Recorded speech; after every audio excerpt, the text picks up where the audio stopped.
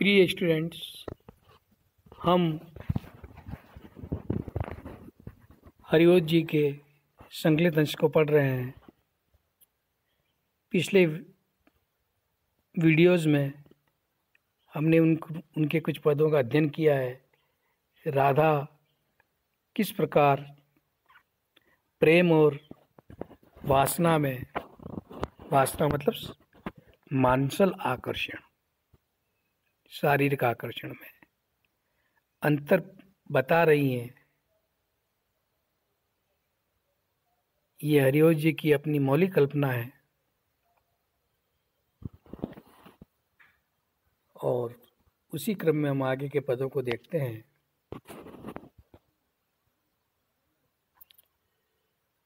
पहली बात तो इन्होंने कहा कि कामदेव है, अपनी लीला से सारे संसार को क्या करता है, बांधे रखा है। उसने अपनी लीला में बांध रखा है।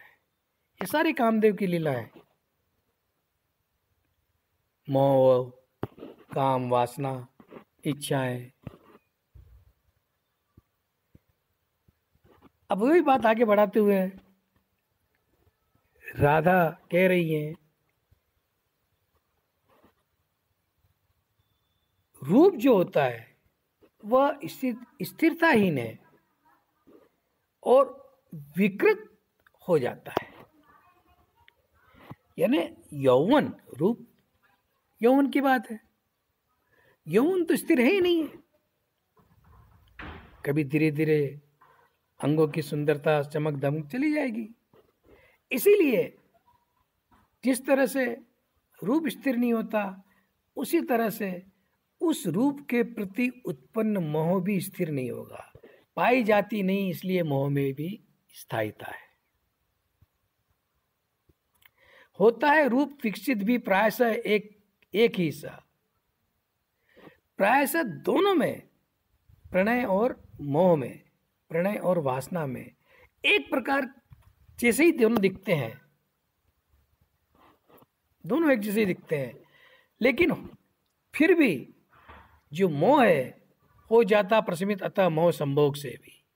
मोह जो है किसी के साथ शयन सुख लेने से, या तो विचित्र जो विपरीत लिंग है, आकर्षण जो विपरीत लिंगों के प्रति आकर्षण है, वो शयन सुख से, संभोग से, एक ही बिस्तर में सोने से वह क्या होता है, मोह शांत हो जाता है, खत्म हो जाता है। फिर मोह, एक बार किसी से शरीर सुख प्राप्त कर लिया, फिर उसके प्रति आकर्षण हमारा खत्म हो गया। नाना स्वार्थों सरस सुख की वासना मध्य डूबा, आवेगों से वलित ममतावान है मोह होता, निष्कामी है प्रणय सुचिता, मूर्ति है सात्विकी, होती पूरी प्रमिति उसमें आत्म उत्सर्ग की है। ये जो मोह है, ये क्या है? विभिन्न प्रकार के, नाना विभिन्न प्रकार के स्वार्थों से अत्यंत ही रुचिपूर्ण सुख की वासना में डूबा हुआ है। ये व्याकुलता से वलित ममता, ममता शब्द तो सुंदर है, लेकिन यह ममतावान है, मतलब लोगों के प्रति प्रेम उत्पन्न करता है। ऐसा है ये मोह। मोह ऐसा होता है। लेकिन प्रेम निष्कामी है और प्रेम की सुंदर मूर्ति, सुंदर और सात्विक मूर्ति है। प्रेम के अंदर सात्विक हृदय होता है। कोई वासना, कोई लाभ पाने की इच्छा नहीं होती। होती है प्रमिति उसमें आत्म उत्सर्ग की है, उसमें आत्म उत्सर्ग की, अपने आप को उत्सर्ग कर देने की प्रमिति, इच्छा होती है। यानी उसकी पूरी परिमिति है, पूरा जो उसका गहरा है, वह अपने आप को न्यौछावर कर देना ही है। पूरी परिमिति, परिधि।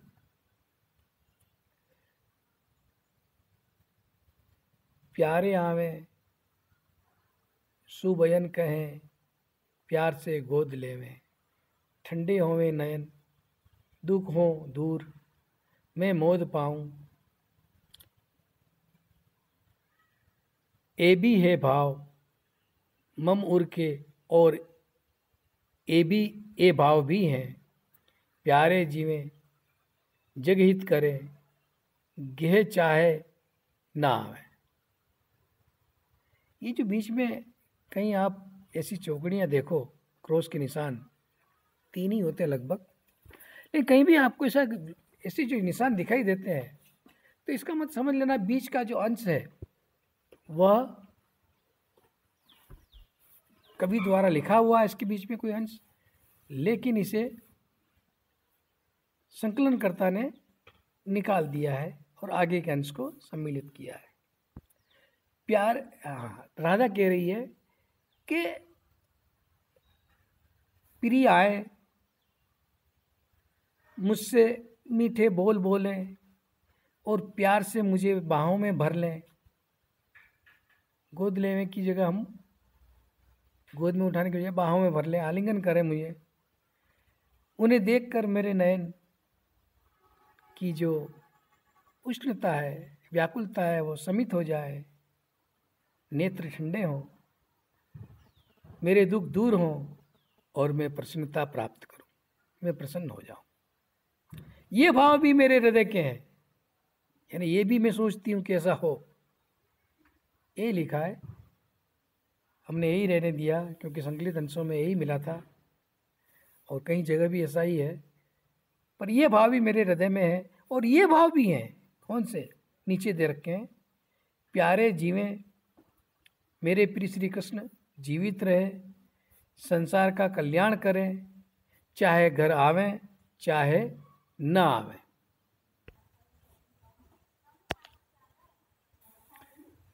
अगले पद जो है राधा के जो कथन है,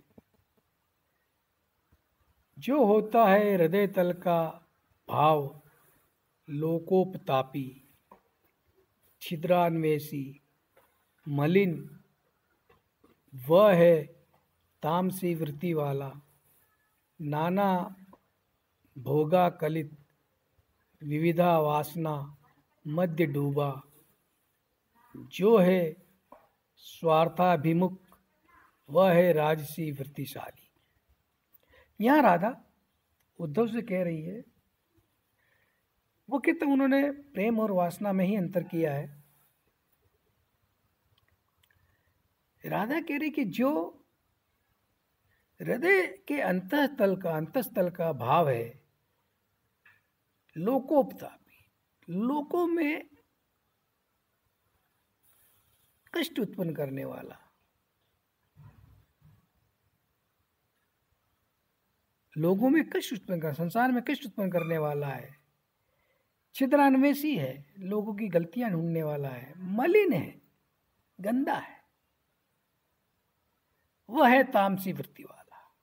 उसे हम तामसी वृत्ति वाला कह सकते हैं। ऐसे भावों को हम तामसी वृत्ति वाला कह सकते हैं। ऐसे भाव वालों को हम तामसी वृत्ति वाला कह सकते हैं। और नाना भोगा कलित, विविधा वासना मध्य डूबा, नाना भोगों से आकलित हो, विविध वासनाओं में डूबा हुआ हो, और स्वार्थाभिमुख, अपने स्वार्थ में ही केंद्रित हो, वह है राजसी वृत्ति वाला। उसे हम राजसी वृत्ति कहते हैं। निष्कामी है, बहुत सुखद है, और है विश्व प्रेमी। जो निष्काम है, संसार में सुखद है और सारे विश्व का प्रेम करने वाला है, जो है भोगोपरत, जो भोग से भी परे है, वह है सात्विकी वृत्ति शोभी। वह सात्विकी वृत्ति है जो वह सात्विकी वृत्ति की शोभा बढ़ाता है, या वह सात्विकी वृत्ति की शोभा है। ऐसी ही है श्रवण करने आदि की भी व्यवस्थाएं, ऐसी व्यवस्थाएं श्रवण करने आदि की भी हैं। आत्मोत्सर्गी हृदय तल की सात्विकी वृत्ति है, वही आत्मोत्सर्गी हृदय के अंतरतल की सात्विकी वृत्ति कहलाती है। यहाँ राधा ने तीनों सत्व रजस तमस तीनों वृत्तियों का उल्लेख किया है और तीनों वृत्तियां कैसी होती है इसके बारे में अपनी समझ के अनुसार राधा ने कहा है। हालांकि कवि राधा से कहलवा रहा है कि कवि इन तीनों वृत्तियों के बारे में किस तरह से सोचता है। तामसी वृत्ति लोगों को दुख देती है, राजसी वृत्ति अपने सुखों में डूबी रहती है और सात्विकी वृत्ति लोगों का जन कल्याण और लोगों का भला सोचती है और अपने स्वार्थ से अलग परे होती है। जीवा नासा श्रवण अथवा नेत्र होते हैं शरीरी, नेत्र होते शरीरी, क्या त्यागेंगे प्रकृति अपने कार्य को, क्यों तजेंगे, क्यों होवेंगे समित उर की, क्यों होवेगी समित उर की लालसाएं, अतः मैं रंगे देती प्रतिदिन उन्हें सात्विकी वृत्ति में। अब शरीर की जो इंद्रियां है, जीभ, नाक, कान या नयन, ये अपनी प्रकृति को क्यों छोड़ने लगे। जिसका जो काम है वो तो करेंगे ही। जीभ का काम है स्वाद लेना, नाक का सुगंध, कानों का आवाज और नेत्र का सौंदर्य देखना। ये तो अपनी प्रकृति त्यागेंगे क्यों, ये तो अपना कार्य करेंगे, इनकी प्रकृति है। क्यों होगी समदूर की लालसाएं, तो हृदय की लालसाएं किस प्रकार उसका समन हो पाएगा, क्योंकि ये जब इंद्रियां ही बस में नहीं है। अतः मैं इसलिए मैं रंगे देती प्रतिदिन उन्हें सात्विकी वृत्ति में हूँ, इसलिए मैं उन्हें प्रतिदिन सात्विकी वृत्ति में रंग देती हूँ। मैं सात्विक कार्यों में अपने आप को दिन भर में क्या करती हूँ, व्यस्त रखती हूँ, ताकि इनका कहीं अलग और आकर्षण पैदा न हो। अगला जो पद है, कंजों का या उदित विधु का देख सौंदर्य आँखों, या कानों से श्रवण करके गान मीठा खगों का। मैं अपनी आँखों से कमल या चंद्रमा के सौंदर्य को देखती हूँ, या कानों से पक्षियों के मीठे गीत सुनती हूँ। मैं होती थी व्यथित, मैं दुखी होती थी, लेकिन अब हूँ शांति से आनंद पाती। लेकिन अब मैं आनंद पूर्वक इन चीज़ों से शांति पाती हूँ। पहले मैं कभी दुखी हुआ करती थी, लेकिन अब नहीं। अब मुझे इन चीज़ों से आनंद भी मिलता है और शांति भी प्राप्त होती है। प्यारे के पाँव सुख मुख मुरली नाद जैसा होने पा। क्यों मुझे सुख मिलता है और क्यों मैं आनंद पाती हूँ, क्यों शांति पाती हूँ, क्योंकि इसमें मुझे मेरे प्रिय श्री कृष्ण के पाँव, मुंह और मुरली के नाद जैसी ध्वनि उनमें सुनाई देती है। यानी साम्य कर लिया अब इनको राधा ने। यूं ही जो है अवनी नभ में दिव्य प्यारा, उन्हें मैं जो छूती हूँ, श्रवण करती देखती सूंघती हूँ, तो होती हूँ मुदित उनमें भावतः श्याम की पा, न्यारी शोभा सुगुण गरिमा अंग संभूत श्याम। इस संसार में जो भी, इस धरती पर जो भी, धरती या आकाश में जो भी दिव्य है, प्रिय है, उन्हें मैं छूती हूँ, सुनती हूँ, या देखती हूँ, या फिर सूंघती हूँ। वही चार इंद्रियां। तो मैं उनमें श्री कृष्ण की साम्यता पाकर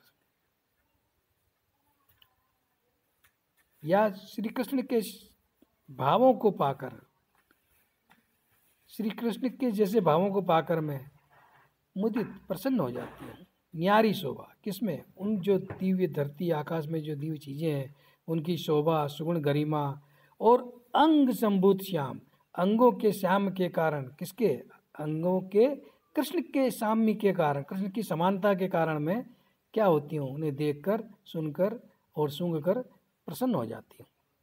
हो जाने से हृदय तल का भाव ऐसा निराला, मैंने न्यारे परम गरिमान दो लाभ पाए।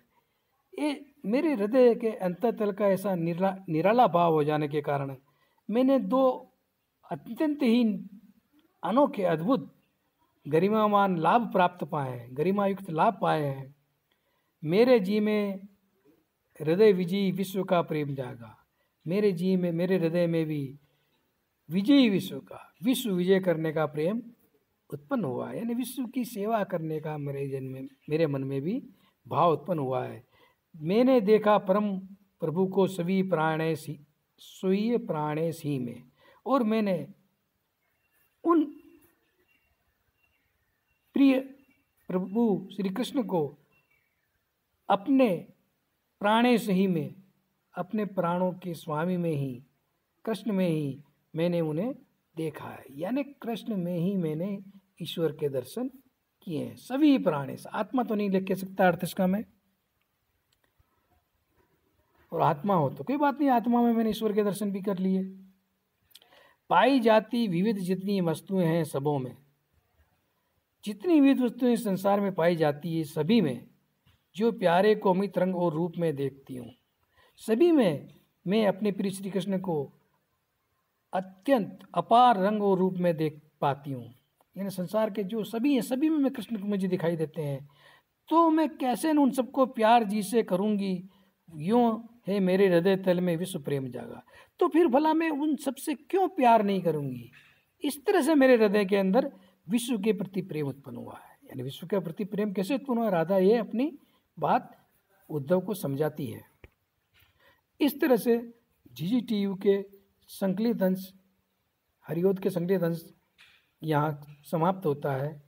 अगले वीडियो में हम अगले कवि, अगले अंशों का अध्ययन करेंगे।